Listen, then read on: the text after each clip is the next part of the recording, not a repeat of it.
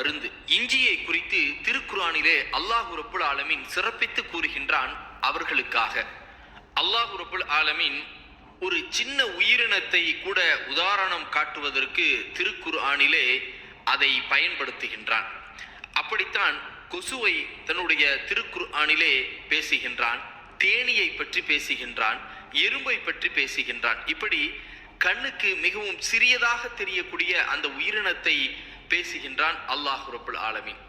ஏன், ஒவ்வொன்றுக்கும் ஒவ்வொரு காரணங்கள் இருக்கின்றது. இன்றைய நவீன விஞ்ஞானம் அதை மெய்ப்பிக்கின்றது.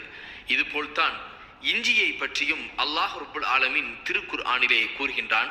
சொர்க்கவாசிகளுக்கு உணவாக நாம் பானத்தை அருந்துவோம் என்று ஒரு சில வசனங்கள் சொல்லும் பொழுது அந்த வசனத்தில் அல்லாஹ் ரப்புல் ஆலமீன் 76வது அத்தியாயம் 17வது வசனத்தில் இஞ்சியை குறித்தும் பேசுகின்றான். என்ன வசனம்?